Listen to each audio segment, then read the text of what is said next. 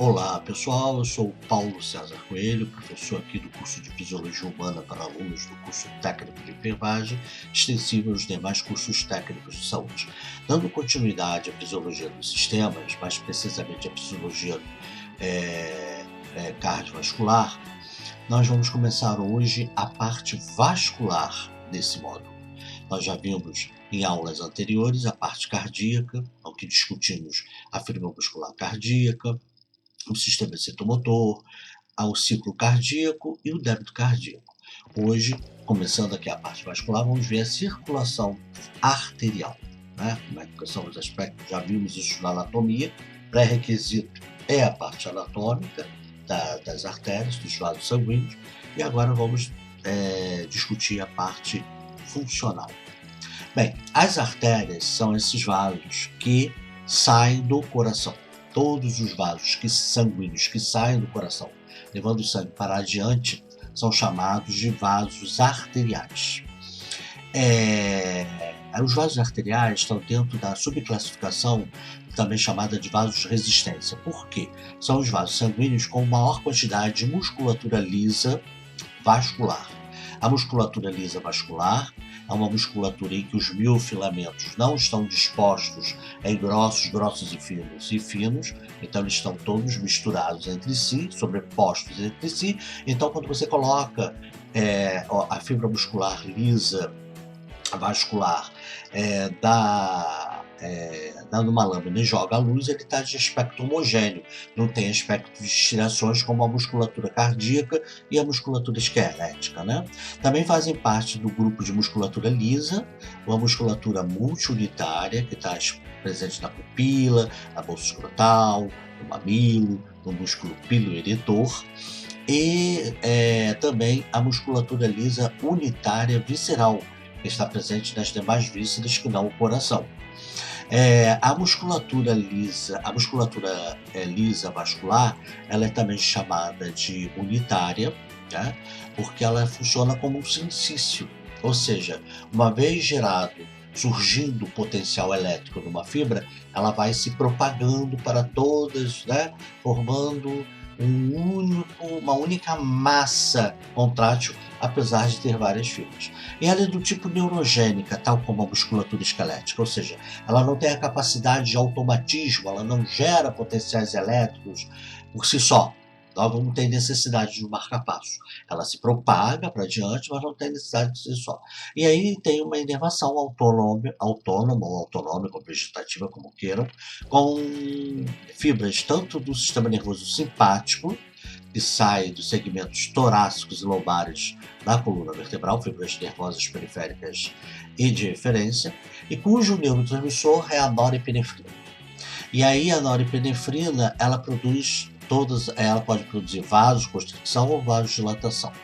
De uma maneira geral, a musculatura lisa dos vasos arteriais tem receptores alfa. E esses receptores alfa, quando são ativados, eles produzem vasoconstricção. Mas isso nos vasos, por exemplo, do pescoço, nos vasos arteriais da pele, só tem receptores alfa. Então, liberando norepinefrina, ou não vai liberar uma quantidade adequada para ativar os receptores alfas e produzir vasoconstricção, ou vai ativar numa dada quantidade de receptores, produzirá vasoconstricção, e quanto maior a quantidade de receptores ocupados, maior a vasoconstricção, né? Reduzindo assim a circunferência do vaso sanguíneo. Agora, os vasos sanguíneos do músculo esquelético, os vasos arteriais do músculo esquelético e das vísceras, eles possuem tanto receptores alfa quanto receptores beta.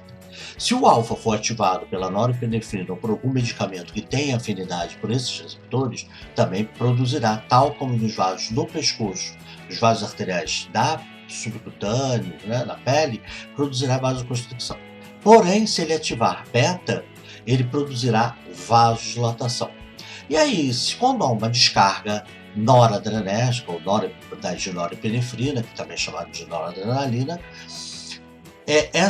esses vasos, eles vão contrair em resposta alfa ou vão contrair em dilatar em resposta beta? Já que os vasos cutâneos, subcutâneos e da pele só tem resposta alfa, ou tem alfa ou não tem. Mas o músculo da musculatura e das vísceras tem alfa e beta. E aí, ele vai contrair ou vai relaxar? Vai contrair em resposta alfa ou vai relaxar em resposta beta? Bem, todas as vezes que a gente tem receptores alfa e beta ocupados por igual, há um predomínio da resposta alfa, no caso aqui vasoconstrictora. Beleza. Porém, aí vocês vão me dizer, então por que tem receptores beta? Se os dois estão ocupados, quando libera a norepinefrina, ocupa os dois, e o alfa produz vasoconstrição e sobrepõe a vasodilatação, para que tem o beta? Calma, vamos lá. Apesar do alfa sobrepor ao efeito beta, o efeito alfa, para aparecer, ele precisa de um maior número de receptores quando comparado ao beta. Então, haverá um número X de receptores alfa e beta que não terá resposta alguma. Mas se, à medida que vai aumentando a liberação de norepinefrina e vai aumentando o número de receptores alfa e beta, inicialmente teremos uma resposta beta, porque o beta ele precisa também de um número X ocupado para produzir, para se expressar, porém esse número X é inferior, de receptores ocupados são inferiores ao de alfa. Então vai chegar um momento, você não tem alfa nem beta ocupado, então não vai ter efeito dilatador nem de contrair a musculatura. À medida que você vai liberando norepinefrina, você vai ocupando os receptores beta e alfa, daqui a pouco o beta produz o seu efeito, porque ele precisa de uma quantidade menor de receptores ocupados e o alfa não. Então teremos vasodilatação, né, dos vasos de vísceras, né, como o fígado, como o aparelho digestivo e outros, e uma vasodilatação também dos vasos da musculatura esquelética. Já o da pele e do pescoço, porque não tem beta. À medida que vai aumentando o número de receptores ocupados, se você continuar liberando neuropinefrina cada vez mais, você vai aumentar tanto o número de alfa e betas ocupados, que aí você começa a atingir o número X de alfa capazes de produzir uma ação. Aí, quando isso acontece, não importa como esteja beta, o alfa induzirá a uma contractura da musculatura lisa do vaso, entrará cálcio, haverá canais de cálcio para a musculatura, entrará cálcio, fará despolarização e haverá contractura ao invés de relaxamento. Então, o alfa sempre predomina sobre o beta, mas para a alfa agir, é necessário maior número de receptores do que o beta. Já o beta ele já começa a agir com uma quantidade menor de receptores, né? Bem, os grandes vasos, as artérias, ela tem uma espessura maior do que a sua luz, mesmo quando dilatada, uma outra característica, e é chamado de vasos de resistência justamente como ela tem fibras elásticas, elas fazem uma resistência ao fluxo sanguíneo, né? Quando comparado com os demais vasos. E isso dá o que a gente permite esse aumento da circunferência, menor circunferência, aumento da circunferência, você precisa de mais sangue para distender. Você lembra a lei de Laplace? Diminuição da circunferência, você precisa de menos sangue para distender, e isso vai impactar sobre a pressão arterial, já que pressão arterial média, como nós vamos ver numa aula aqui da hemodinâmica, ela é o débito cardíaco, ou seja, a quantidade de sangue injetado para os vasos arteriais no ventrículo esquerdo em 1 minuto, vezes a resistência vascular periférica, que é dada pela viscosidade do sangue que passa através desses vasos arteriais e mais a sua circunferência. Então, como ele consegue dilatar e contrair muito bem, você terá necessidade de mais sangue para distender e contrair, ou menos sangue, mas quando distende, há sempre a contração, porque ela é rica em musculatura lisa. Bem, as artérias, como nós já vimos na anatomia, nós temos as grandes artérias, e a maior dela é a aorta, né? Vai lá, tem o cajado da aorta, depois ele desce, da aorta torácica abdominal. Nós temos as carótidas e várias e outras, né, as ilíacas, que também são artérias grande calibre. Essas artérias de grande calibre se dicotomizam, são os que estão em menor número, elas se dicotomizam, se dividem em artérias de calibre médio, essas por sua vez se dividem ainda mais, se dicotomizam ainda mais em artérias de calibre pequeno. As de calibre pequeno se dicotomizam em arteríolas. As arteríolas não são diferentes das artérias porque o calibre ainda é menor. As arteríolas, ela tem uma riqueza ainda maior de musculatura lisa. Então, se a capacidade das artérias de contribuir com a resistência vascular periférica, se a de resistência é grande, imagina a das arteríolas. Então, se as artérias contribuem com a formação da pressão arterial, as arteríolas muito mais. E então, as artérias e arteríolas, as artérias de calibre grande, médio e pequeno e as arteríolas, elas têm a função de conduzir o sangue para além do coração e tem também a capacidade de regular a pressão. Quanto menor o calibre e quanto mais próximo das artérias e as arteríolas propriamente ditas, elas mais contribuem com a pressão arterial, como veremos em outras aulas. Bem, as arteríolas, elas desaguam na microcirculação nos capilares, né? Mas elas também podem ter se desaguar em outros vasos de resistência, que são as beta-arteríolas associadas ao esfíncter pré-capilar. As beta-arteríolas e os esfíncter pré-capilares, portanto, como nós já vimos na anatomia, também são vasos de resistência, também tem musculatura lisa, só que menos que as artérias e arteríolas. Então elas contribuem para a manutenção da pressão arterial, mas a sua principal função é regular o fluxo sanguíneo para determinados órgãos. Que órgãos?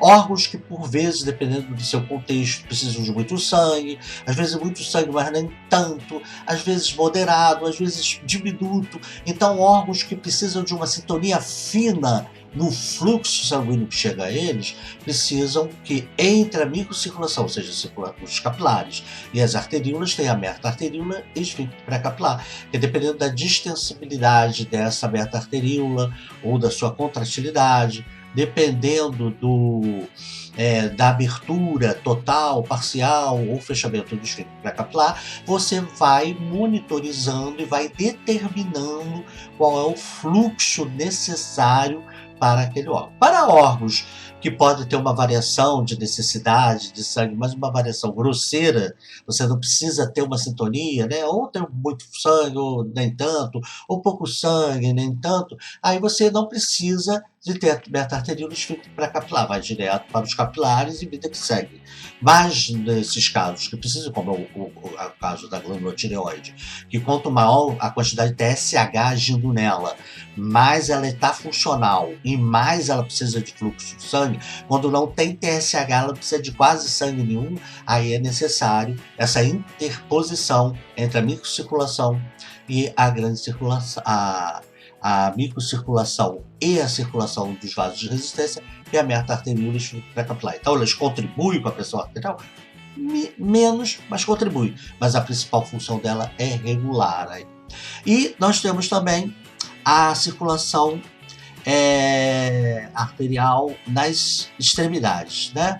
Ponta de nariz, ponta de língua, ponta de orelha, ponta dos quirodáctilos, ponta dos pododáctilos. Das extremidades não existe nem meta-arteríola e esfíncter pré-capilar, nem os capilares. A ligação bem na extremidade da extremidade, né? Não é próxima à extremidade ou na extremidade, mas não tão extremo assim.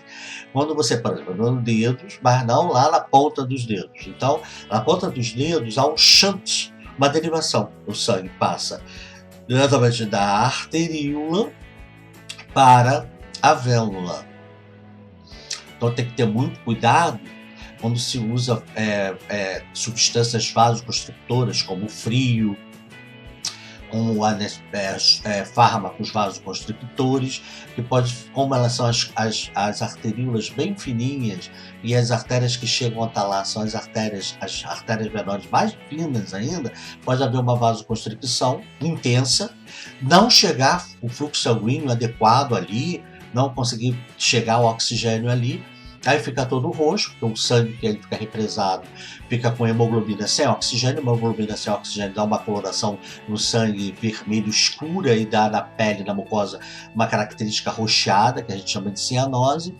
E isso, se isso for mantido, pode comprometer a vitalidade daquele tecido ali, se for mantido por algum tempo. Por isso que quando se faz anestésicos locais, que geralmente são substâncias vasodilatadoras, e aí para não absorver muito anestésico local, não produzir sangramento, se a gente for fazer algum corte ali ou manipular já o corte pré-existente, a gente usa vasoconstrictores, porque aí bloqueia, faz uma briga com o efeito vasodilatador do vaso sanguíneo, faz uma briga e se tiver em maior quantidade, ele ganha para vasoconstricção.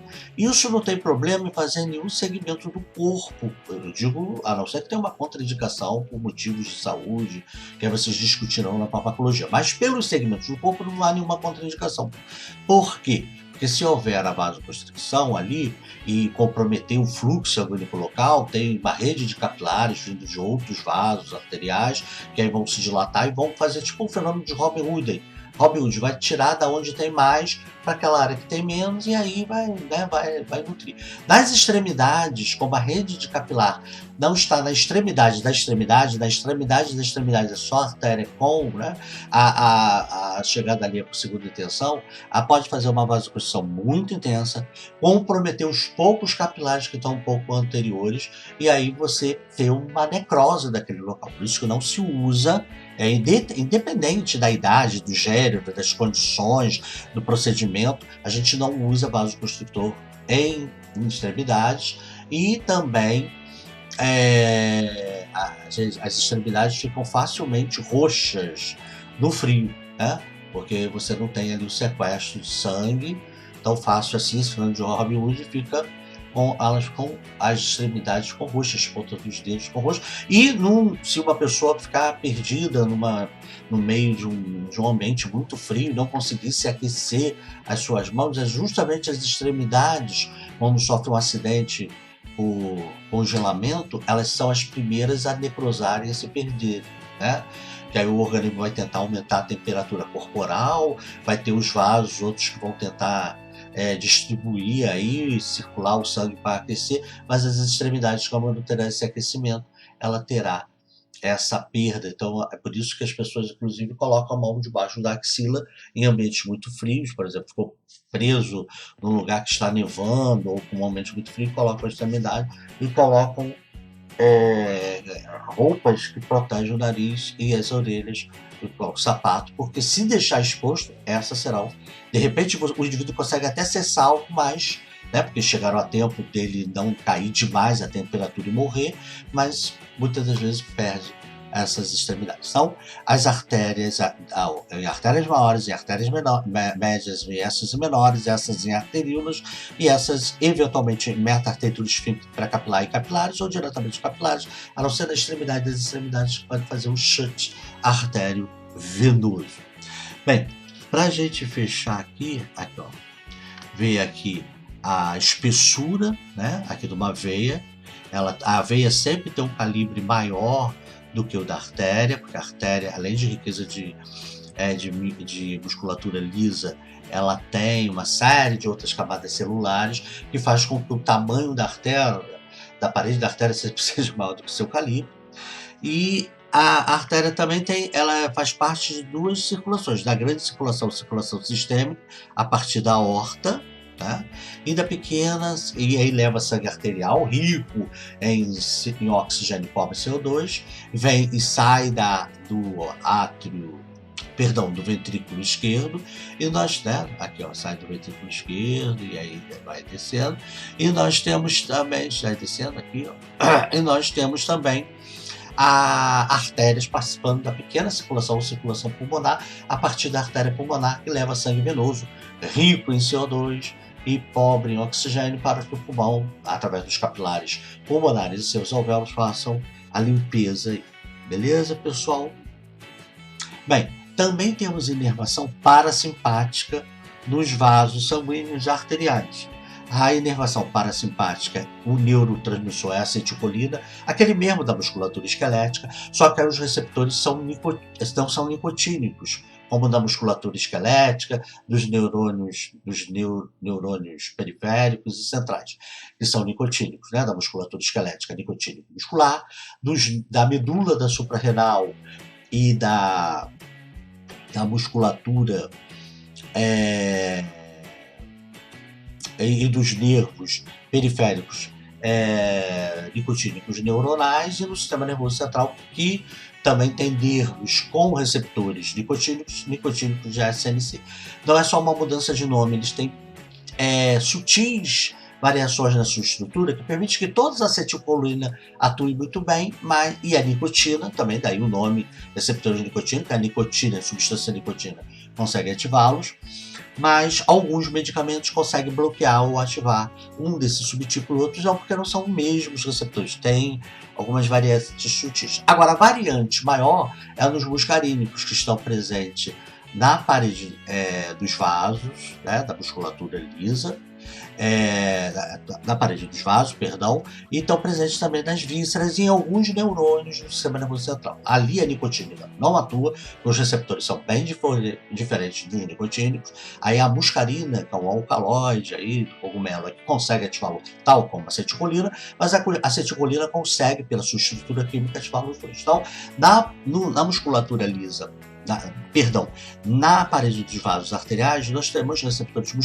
muscarínicos, que quando se usa fármacos que ativam esses receptores, agonistas muscarínicos, ou agonista fisiológico, que é a acetilcolina, agonista é a substância, seja ela farmacológica ou fisiológica, seja mediador químico, hormônio, neurotransmissor, neuromodulador, que uma vez ligado ao receptor consegue ativá-lo. Então, agonista fisiológico é quando essa substância é produzida pelo organismo. Então, o neurotransmissor acetilcolina das fibras nervosas periféricas de eferência somático-motoras tem acetilcolina, mas é receptor nicotínico muscarínico, é inervação da musculatura esquelética. Já para a musculatura lisa dos vasos, assim como as vísceras, então, existe sistema nervoso periférico de eferências, só que aí não é somático-motora, é simpática, que aí a gente já falou, neurotransmissor noradrenalina, ou parasimpática, que é crânio sacal, enquanto que o simpático sai dos segmentos torácicos e lombares da coluna vertebral. Aqui ele sai, o parasimpático junto com as fibras dos pares cranianos, daí crânio sacral, ou da região sacral da coluna vertebral, não da medula, né? Que a medula vai até só o início da lombar. Mas sai os segmentos ali e ele libera acetilcolina, que vai para a parede do vaso, e aí ativado esses receptores muscarínicos, ele produz, se tiver um número X ativado, ele produzirá vasodilatação, e quanto maior o número X de vasos ativados, maior a vasodilatação. Aí há uma diferença. Os receptores alfa e beta, quando presentes na musculatura lisa do vaso, é na musculatura lisa do vaso, e o alfa ativado, uma quantidade X, produzirá vasoconstricção, e se tiver beta e tiver ativado, sem o alfa bloquear, haverá uma vasodilatação, um relaxamento da musculatura. Já nos vasos arteriais, quando sob a égide, sob a influência do parasimpático, do sistema nervoso periférico, autonômico, autônomo, vegetativo, como queiras, de fibras parasimpáticas, ele libera acetilcolina, que se liga ao receptor muscarínico, mas não dilata de imediato. Leva algum tempo dilatando. É um tempo rápido, mas não dilata de imediato. Por quê? Porque ele está localizado no endotélio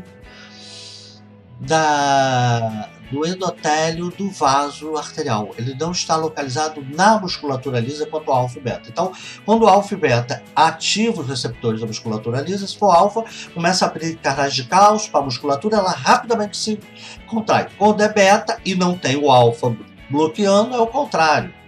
Ele sequestra canais de cálcio, bloqueia a vasoconstrição, e haverá uma vasodilatação por ação direta na musculatura. Já a acetilcolina ou qualquer agonista muscarínico que atue no vaso produzirá sempre vasodilatação, né? Vai bloquear a vasoconstrição, vai sequestrar cálcio, né? Vai fazer uma hiperpolarização, vai tornar ali as membranas mais negativas. Porém, demora um pouco mais. Não é tanto assim, mas demora um pouco mais. Por quê? porque e uma vez os receptores desocupados, enquanto que o alfa e beta reverte de imediatamente o efeito lá no simpático, aqui uma vez desocupado, ou seja, foi ocupado, teve ação, aí é destruída a acetilcolina pela acetilcolinesterase, desocupou o receptor e o parasimpático não liberou mais acetilcolina. O vaso demora um pouco mais a voltar à sua situação prévia, anterior à estimulação do muscarínico. Por quê? Durante muito tempo foi uma incógnita, depois descobriu por quê. É que os receptores muscarínicos, ao contrário do alfa e beta, que está localizado na musculatura lisa do vaso, eles estão localizados no endotélio. Então, como é que eles funcionam? Eles se localizam no endotélio, eles ativam enzimas que produzem mediadores químicos vasodilatadores, isso é muito rápido, mas gasta um tempinho. Esses mediadores químicos se difundem, né, para a musculatura lisa, e aí sim vão produzir uma hiperpolarização que vai produzir o relaxamento e vai, enquanto eles estiverem ali, impedir um efeito vasoconstrictor se eles estiverem ali numa boa quantidade. Por isso que demoram um pouco, por mais rápido que seja, que é diferente do alfa e beta, que já está na musculatura lisa, que a própria norepinefrina já produz ali mediadores químicos que vão alterar o metabolismo e produzir ou a contratura, no caso da estimulação alfa, ou o relaxamento, no caso da estimulação beta. Já o receptor muscarínico sempre produz vasodilatação, se tiver um número adequado ocupado, mas ele demora um pouquinho, porque ele vai induzir os mediadores químicos lá no endotélio, que se difundirão, vão para a musculatura lisa e altera o metabolismo produzindo a vasodilatação. Por isso que quando esses receptores muscarínicos são desocupados e que esses mediadores químicos não serão mais fabricados, leva também um tempinho para que o efeito da acetilcolina nos muscarínicos realmente desapareça. E o tônus volte ao que era antes, porque esse tempinho é necessário para você destruir os mediadores químicos, como não tem mais muscarínicos ocupados, não são formados novos, e aí eles se dilatam.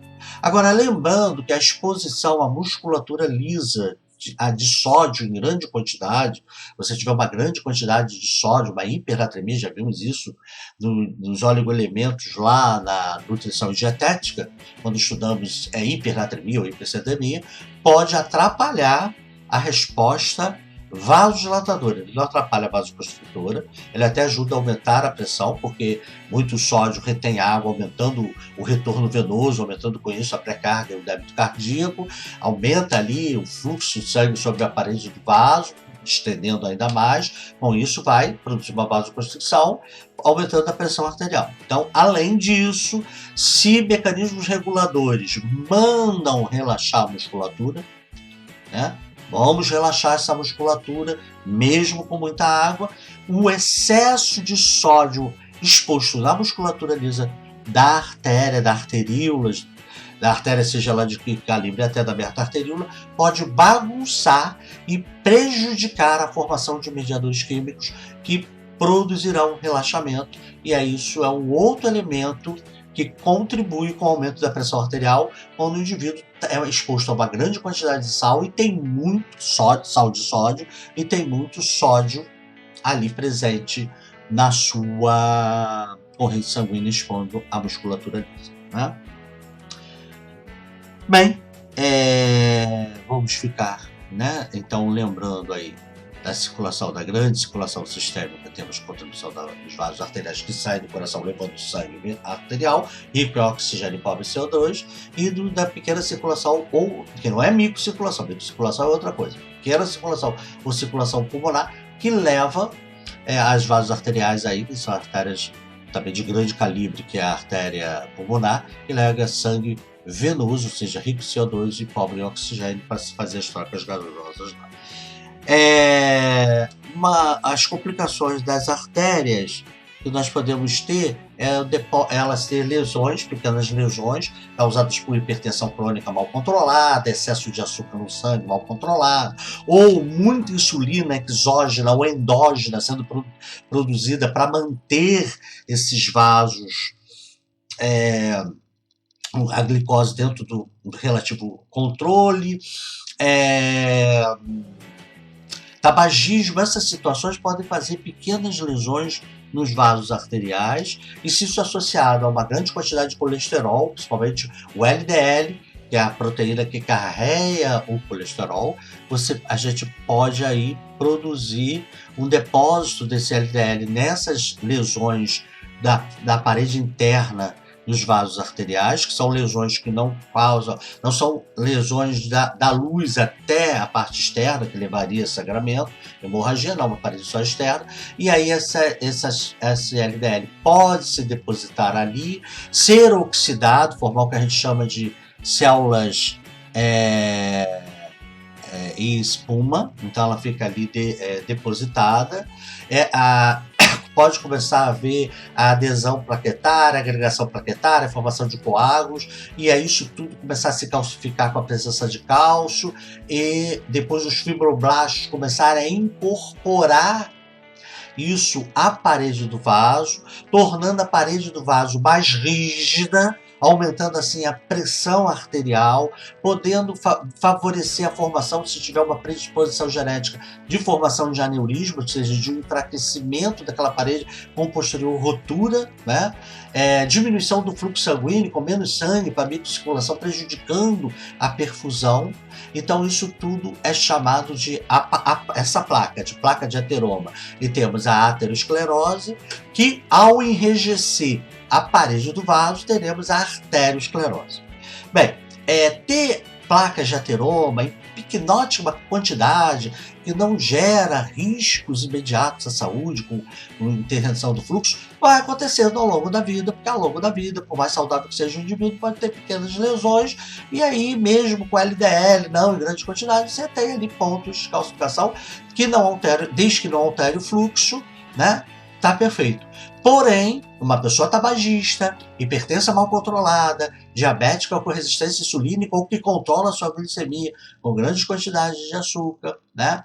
Uma pessoa com essas situações e que come uma dieta que favorece o aumento do LDL e ao contrário do HDL, que é a proteína que leva o colesterol para o fígado estando dali, tudo isso pode aumentar demais o enrijecimento da parede, dos vasos. Você começa a ter vasos de uma pessoa com 40, 50 anos, com vasos de 120, ou quando ela chega aos 60, 70, ela está toda obstruída, e aí pode dar infarto agudo do miocárdio, aneurisma, com hemorragia e morte, acidente vascular cerebral tanto isquêmico quanto hemorrágico, aumento da pressão arterial ainda mais, porque fica com a parede. Aí nós temos a doença arteriosclerose, né? A aterosclerose é a placa em si, que pode estar presente em pequena quantidade, sem grandes repercussões, sem fazer arteriosclerose, né? Enrijecimento de um grande segmento da artéria. Numa pessoa mais jovem, né? Ou mesmo numa pessoa idosa. Agora, mas quando ela enrijece, aí temos a arteriosclerose, que é um problema sério. Quando se alimenta mal, quando se cuida mal da saúde, não se faz exercícios físicos, sedentarismo, tabagismo, então uma situação séria aí. Por outro lado, nós temos as crianças que têm, quanto mais jovem, quanto mais próximo ao recém-nato, menor a quantidade de musculatura lisa nos vasos arteriais, que elas continuarão tendo mais do que outros vasos, mas menor. Então, com isso, eles são vasos de resistência com a resistência menor. Com isso, as pressões arteriais dos bebês são as menores, quando comparado com crianças maiores, que são menores quando comparados com crianças maiores, que são ainda maiores ainda do que ela, que são menores quando comparado à pré-adolescente, adolescente, até que chega a adolescência e chega um momento que tem a mesma quantidade de musculatura lisa, e aí teremos a mesma pressão, o mesmo valor de referência de pressão de adultos. Então, quanto mais jovem, quanto mais tem a idade, menor a quantidade de musculatura lisa, menor a pressão arterial, ponto, até que chega o adulto e se mantém, né? No final da adolescência, começo do adulto, e a princípio, como a gente vai ter formação de placas de ateromas, mas em pequena quantidade, numa pessoa saudável, mesmo um senhor ou uma senhora centenária, com mais de 80 anos, terá uma pressão muito semelhante à do adulto. Agora, em qualquer faixa etária, se você começa a ter aterosclerose, a se transformar em arteriosclerose, com enrijecimento do vaso e diminuição do fluxo, aí nós teremos uma pressão elevada, alta, mais do que Deveria sim. O idoso, ele tem uma pressão semelhante à do adulto, ligeiramente um pouco mais aumentada, porque tem um vaso um pouco menos flexível, mas se ele é saudável, fica aí, ele não gera hipertensão por conta disso. Não é obrigatório, nem os valores de referência são mais altos. Bem, ficamos por aqui com nossa fisiologia circulatória na parte arterial. Convido vocês para a próxima aula, que vai ser continuar a hemodinâmica, mas aí discutiremos a circulação venosa. Até lá, pessoal!